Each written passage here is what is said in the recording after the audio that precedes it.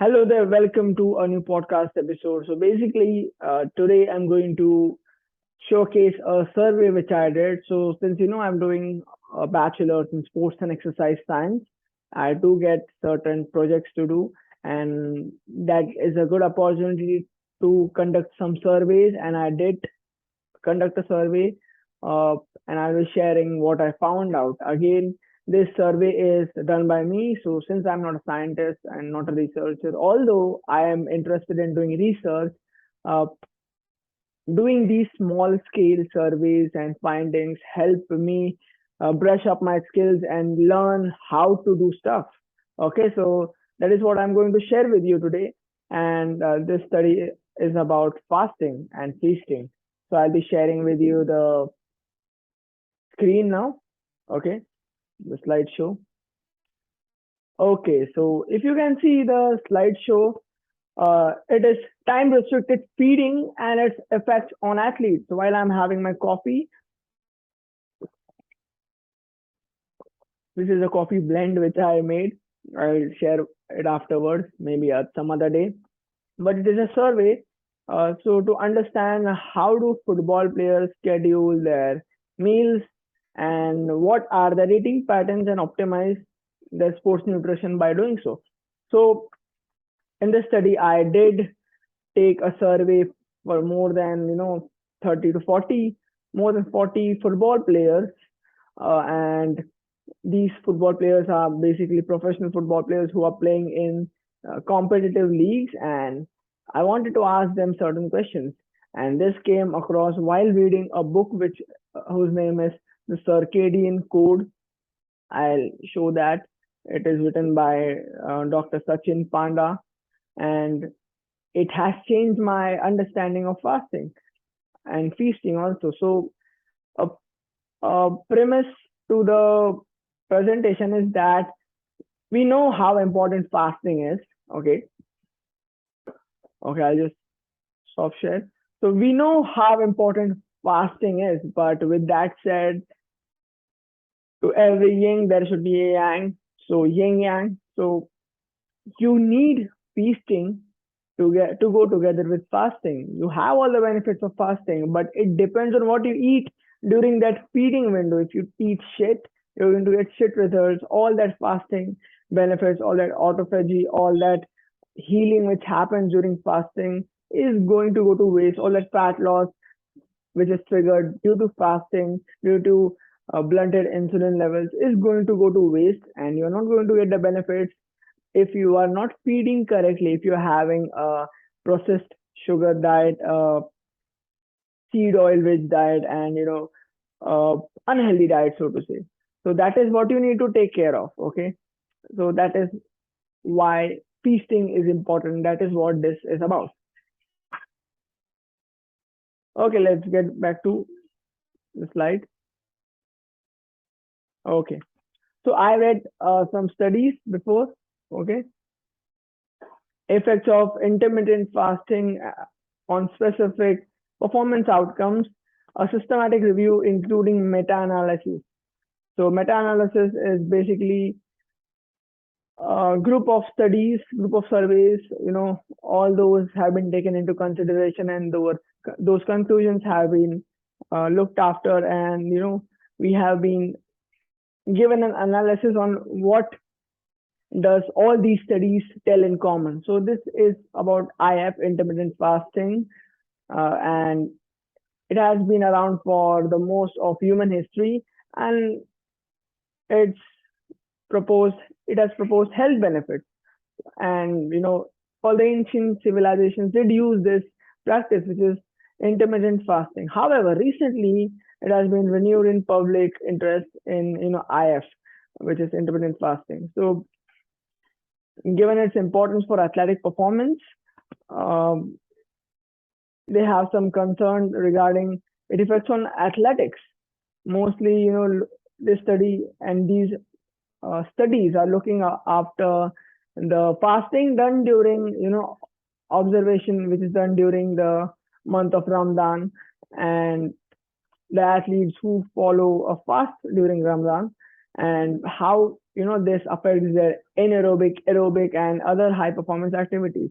Now, when you say Ramadan, basically the protocol is you start fasting while the sun is up, and you end the fast when it's sundown. So you don't even have water in that period. So, or when the sun is in the sky shining, you don't have any food, and when the sun goes down, you have food and water. Now, what did this conclude?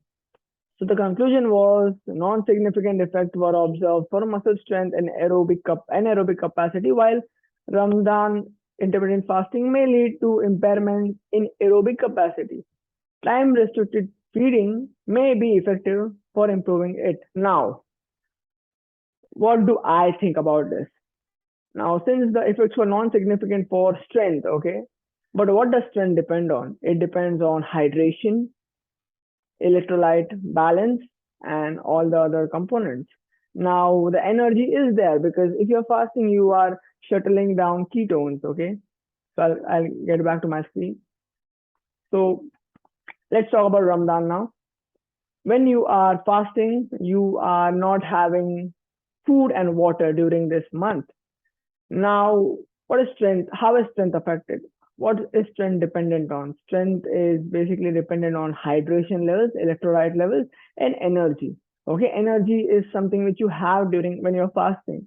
You have your glycogen stores full because you have feeded a day before, and if you are fat adapted, most of the athletes, if they are fat adapted, they can use and they can spare glycogen, and also your ketone levels rise up when you're fasting for this much long period of time, and you're basically using fat for energy. So energy should not be a problem, but what can be a problem is hydration. If you are playing something like football in the study, and if you are working out, if you are in an environment where you are continuously in the sun, you are going to feel bad. Like feel bad in the sense you are not going to feel that strong enough because you are dehydrated. Now, since in this particular fast of Ramadan, you don't have water, uh, so you are going to get dehydrated. Your electrolyte balance is going to go off the grid, and you are going to face all the problems associated with dehydration. You're not going to perform. Your aerobic capacity, like I would say, all the parameters of performance will go down because you're dehydrated. Now, is this a fair judgment for a case for fasting? What is fasting according to me? It is giving up food, but you have water. Now, this is something which I do. I stay hydrated. I have salt and water, but I do not indulge in eating food for a long period of time. Maybe 12 hours, maybe 14 hours, maybe 16 hours, depends. Okay. So since the study was for Ramadan, so I think uh, the benefit of doubt, and I could say that this is not the right study to showcase, but there might be some benefits if you take hydration into consideration. Okay, so moving forward. Okay, so there was a question which I asked everyone: are you on a particular diet? So 37 responses. That's why I was saying the study is very small, not significant, but significant for me as in I'm learning how to do these things, do studies and do surveys. Okay, so 75% of them said no, 24% of them said yes. So very less, less than a quarter of people said yeah, they don't know what a diet is or they are on a particular diet. So remember, these are athletes, they're not on a particular diet. That is a thing to worry about. All right. So fasting hours. Okay. So how many fasting hours? So there was a question which I asked particularly. One question was, how many hours do you fast in a day? The answers were 8 hours, more than 8 hours, 12 hours, 16 hours, these many hours. Okay.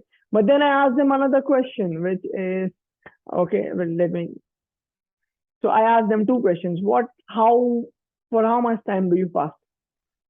They said 8 hours, 12 hours, more than 8 hours, 16 hours, depends.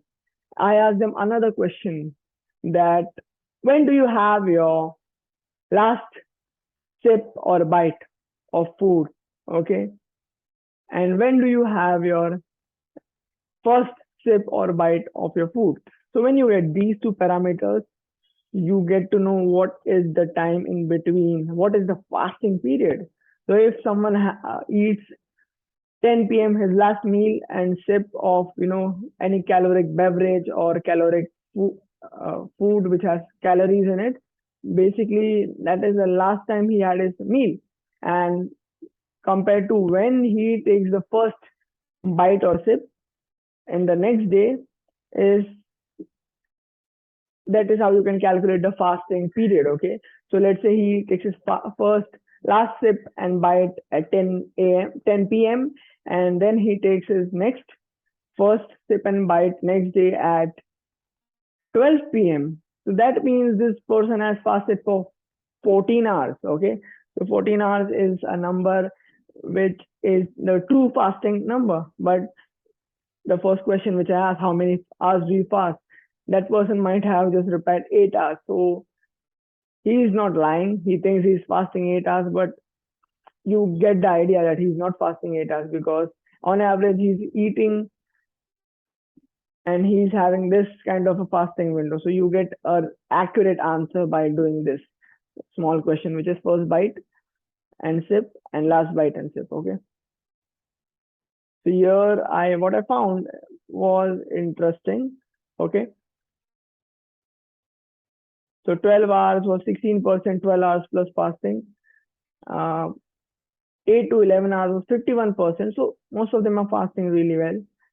8 hours, that means you are just having like 7 hours of sleep and you are waking up after an hour, or even if you are having 8 hours of sleep, immediately after waking up, you are having your meal or coffee, maybe. So 8 hours, which is 18%, and less than 8 hours. Basically, they are not having enough sleep plus not enough fasting, which is 13%. So that red area is something which we need to worry about. These people are not having enough sleep. Uh, Although they are athletes, they are competitive athletes, probably they should have at least 8 hours of sleep, and they are having less than 8 hours of fasting window. That means that they are waking up, like they are having 6 to 7 hours of sleep, and they are eating immediately, or even worse.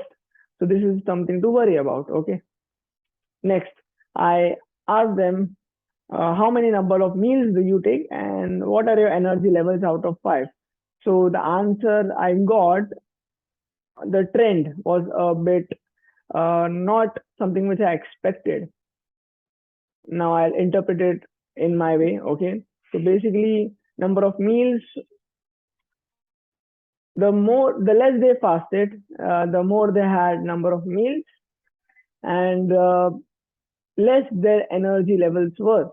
The sweet spot is in something 8 hours fast, which is seen in this diagram, okay, chart. So 8 hours, if they fasted for 8 hours, they had less number of meals, but more energy levels. So less number of meals, more energy levels. And then if they fasted for more hours, they had less energy levels and more number of meals relatively. And then 12 hours plus fasting, they did not have enough meals, and that's why they probably felt very low energy levels. Now this can be very subjective, because we have the stigma that if you eat less food, if you fast more, you will have less energy levels, which is a notion which has been going for a long time, which is actually a very biased notion and probably isn't true. Okay. So now here the data shows me, if you fast for a lot of hours, maybe 12 hours plus, and if you have less number of meals, you have low energy levels. So sweet spot is something between 8 to 9 hours. Okay. Okay. This is the sweet spot for more energy levels and the number of meals. Now, there was another thing which I asked them, what is your protein intake? So I calculated the ideal body weight and saw to it if they are taking 1 kg, 1 gram per kg of their ideal body weight, okay, or they are taking 1 gram, more than 1 gram per kg of their ideal body weight. Okay, so 40% of them were taking enough protein, more than 1 gram per kg of their body weight, and 43% were taking less than 1 gram per kg of body weight, and 16% did not know. This means the majority of them were taking less protein, and many of them did not know how much protein do they take. And I also got a dietary recalls, which were not basically uh, favorable in terms of protein intake, because probably they counted the protein from rice, the protein from breads which they were having, which is an incomplete source of protein. Again, you can. Uh, what I really saw is that there was very less first class protein which was available. So I would consider that a very less protein, a diet lacking in protein. Okay, I wouldn't call it a very protein rich diet. Okay, so protein intake was less, as we saw.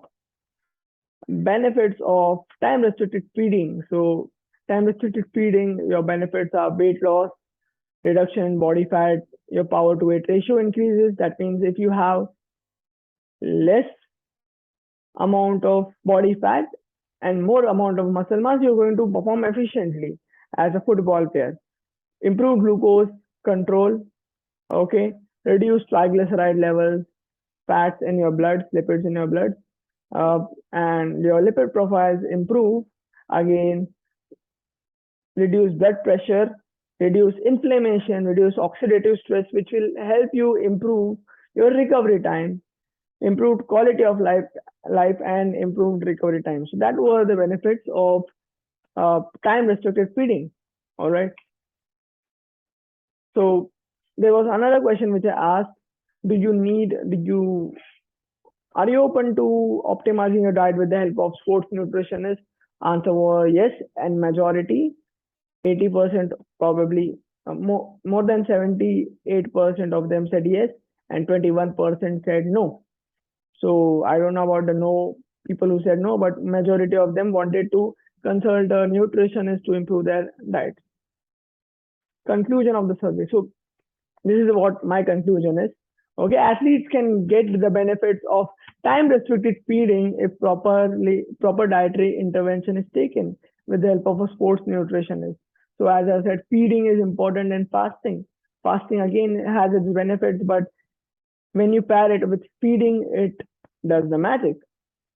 On analyze, sorry, so on analyzing the survey, data is clear that the majority of athletes were not aware of their eating habits, and the time restricted feeding approach can help if the number of meals and caloric intake and protein intake is taken into consideration. So what I think is that after seeing the study,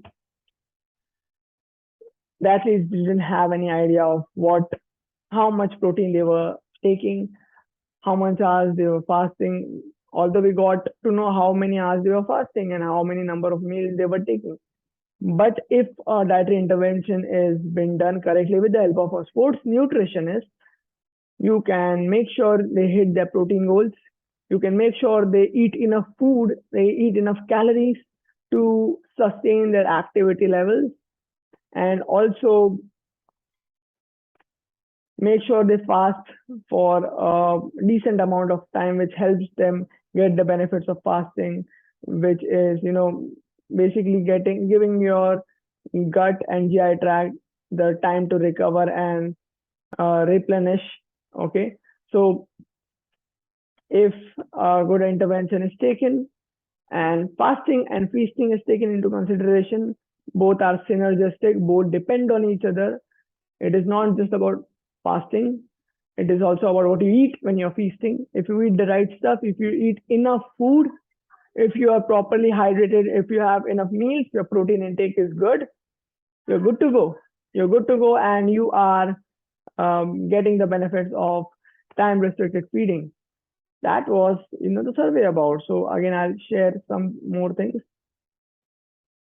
Okay, so this was the inspiration for this project. The book Lose Weight, Supercharge Your Energy, and Transform Your Health from Morning to Midnight, The Circadian Code by Sachin Panda is a PhD and uh, researcher at Salk University. Okay, so Salk Institute of Biological Studies. He's a researcher at there.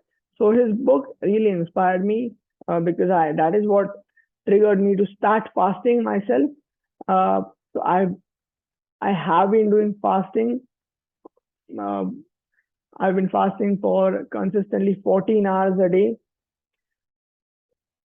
I do it at least 5 days a week or 4 days a week because, and that is, incorporated when I go to college. So I don't have any food, any caloric drink in when I go to college.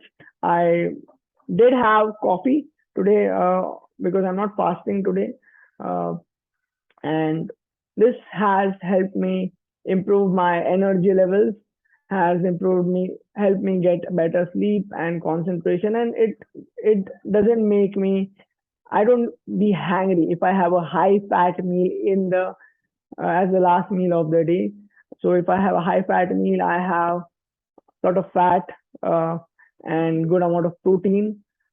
I will not be hungry the next day. So it helps me fast easily. If I have a high carb meal the previous day, I'm hungry.